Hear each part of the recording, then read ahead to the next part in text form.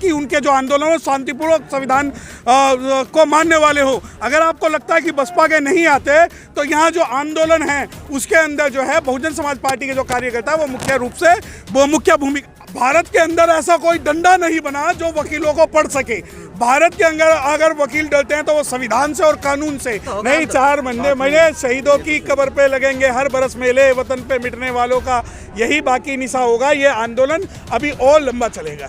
इस भीड़ व्यक्ति उतना ही महत्वपूर्ण है कि रहीमन देख बड़े इनको लघु न दीजिए डारी, जहां काम आवे सुई कहां करे तलवारी। तो समाज का हर व्यक्ति इस मजबूत कड़ी का इस चैन की एक मजबूत कड़ी है। डॉक्टर रितु के लिए क्या कहोगे? है कि क्या अगर हमारे लोगों पर अत्याचार होगा तो हम चुप रहेंगे?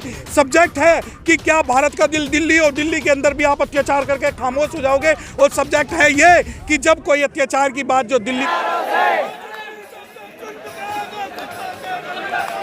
चप्पा चप्पा गूंज उठेगा जय भीम के नारों से।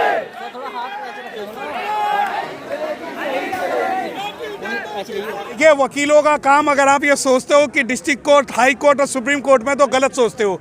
बाबा साहब डॉक्टर भीमराव अंबेडकर साहब के जब उन्होंने लड़ाई लड़ी तो वो वकालत के बल पे ही लड़ी। और जब आप ये सोचते हो कि इतने सारे एडवोकेट यहाँ पर हैं तो जब समाज को जरूरत होगी तो एक काला कोर्ट जो है सुप्रीम कोर्ट में भी दहाड़ेगा।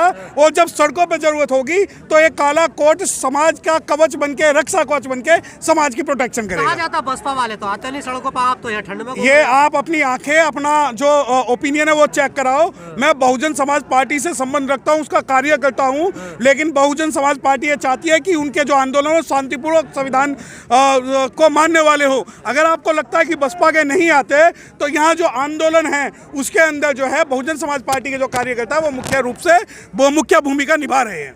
तो क्या आप कुछ समझने लगे क्या बहुजन समाज पार्टी वाले? नहीं, मतलब आपको क्या लगता है कि जब हमारे लोग शहीद हो जाएंगे, उनके डंडे पड़ेंगे, जेल चले जाएंगे, तभी आंदोलन होगा? यानी आप बाबा साहब डॉक्टर भीमराव अंबेडकर साहब के 2 साल 11 महीने 18 दिन के आंदोलन को आंदोलन नहीं मानते? क्या आपको लगता है कि जितने भी आंदोलन है वो सिर्फ और सिर्फ अपने खिलाफ FIR करा के जेल जाकर ही होंगे? तो आपकी गलत फहमी है। आज बहुजन समाज के युवा इस बात को जान चुके हैं कि संवैधानिक और कानूनी रूप से हमें अपनी लड़ाई किस प्रकार लड़नी है। तो जिस दिन डंडे पड़ लेते तब कहाँ आती है भीड़? भाई देखिए, भारत के अंदर ऐसा कोई डंडा नहीं बना जो वकीलों को पढ़ सके।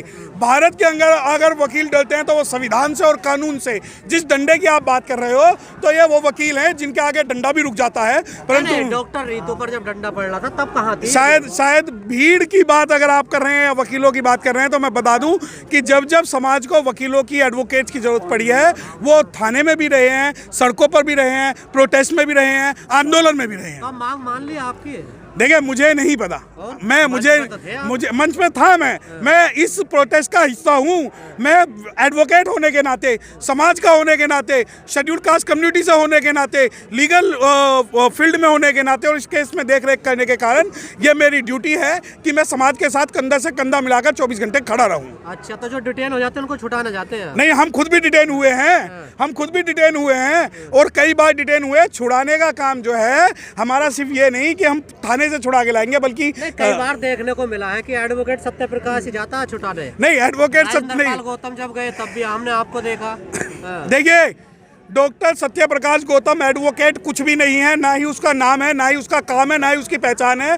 अगर सत्य प्रकाश गौतम हैं तो अपने समाज के उन एडवोकेट्स की बदौलत है जो मेरे अंदर लहू की तरह दौड़ रहे हैं। और जो आप सोचते हैं कि भाई मेरा व्यक्तिगत नहीं, ये समाज ने मुझे ताकत दी है जो मैं इस लड़ाई को लड़ रहा हूँ। अदरवाइज मैं 16 तारीख को आपको किडनैप कर लिया था पुलिस ने। देखिए, 16 तारीख भी, उससे पहले भी कई बार ऐसा हुआ है कि पुलिस ने हमें कोर्ट से आपको किडनैप, हमें बहुत सारे, ऐसा नहीं है कि 16 को, मैं आपको बताऊं, 16 को किया था, नहीं किया था, 16 को भी किया था। उससे पहले जब बॉर्डर पर भगवान बुद्ध से, भोपुरा बॉर्डर पर भगवान बुद्ध को, बाबा साहब को मारने वाले लोगों को का जो आंदोलन हो रहा था उसमें भी हमें डिटेन किया गया था। तो ऐसा नहीं है, हमारे लिए नई बात नहीं है। 16 की क्या कहानी थी? 16 की कहानी ये थी कि EVM हटाओ देश बचाओ का एक प्रोटेस्ट था जिसके अंदर मैं भी शामिल था। तो हमें वहां से डिटेन किया गया और हमें ये पूछा गया, हमें बताया गया कि धारा 144 लगी हुई है, जहां में मानना ये था या मेरा कहना ये था कि धारा 144 जो आर्टिकल 19 और article 21 of constitution of India से बड़ी नहीं है।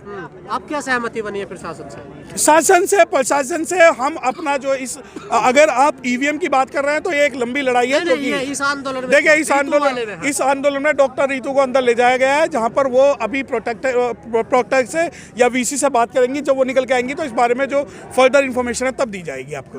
अच्छा, और बात करने के लिए वो अभी अंदर गए हुए हैं और रही जो लीगल लड़ाई है, लीगल बैटल जो है SC/ST एक्ट के अंडर में जो आखिरकार प्रशासन मान गया ना? नहीं, मैं ये नहीं मानता। आज तक तो बात करने भी नहीं आया 4 महीने से। मुझसे आप लीगल सवाल पूछ रहे हो तो मैं लीगल जवाब दे रहा हूँ कि अगर ये प्रशासन इतनी जल्दी मान जाए तो हमें आंदोलन करने की जरूरत ही ना पड़े। जल्दी मान गया, 4 महीने तो हो गए। नहीं, 4 महीने शहीदों की कब्र पे लगेंगे हर बरस मेले, वतन पे मिटने वालों का यही बाकी निशा होगा। ये आंदोलन अभी और लंबा चलेगा। इस भीड़ से क्या मायने समझे जाए? देखिए, भीड़ नहीं, आप इस शब्द को कहते हैं भीड़। ये बहुजन समाज के वो लोग हैं जो सर्दी गर्मी अपना काम धंधा छोड़ के इस लड़ाई में शामिल होते हैं। अगर आपको ये भीड़ लगती है तो मैं भीड़ शब्द से बिल्कुल इत्तेफाक नहीं रखता, क्योंकि समाज का हर व्यक्ति उतना ही महत्वपूर्ण है कि रहीमन देख बड़े इनको लघु न दीजिए डारी, जहाँ काम आवे सुई कहाँ करे तलवारी। तो समाज का हर व्यक्ति इस मजबूत कड़ी का इस चैन की एक मजबूत कड़ी है। डॉक्टर रितु के लिए क्या कहोगे? डॉक्टर रितु की जो लड़ाई है, हम यहाँ डॉक्टर रितु के लिए बिल्कुल नहीं है। हम यहाँ समाज के उस आंदोलन के लिए यहाँ पर है कि जिसके अंदर चाहे रोहित वेमुला हो, चाहे पायल ताड़वी हो, चाहे डॉक्टर रितु हो, या समाज के अंदर जिस पर भी अत्याचार होगा, हमें आंदोलन के रूप में उनके साथ खड़ा होना चाहिए, चाहे वो प्रत्यक्ष रूप से अप्रत्यक्ष रूप से हो।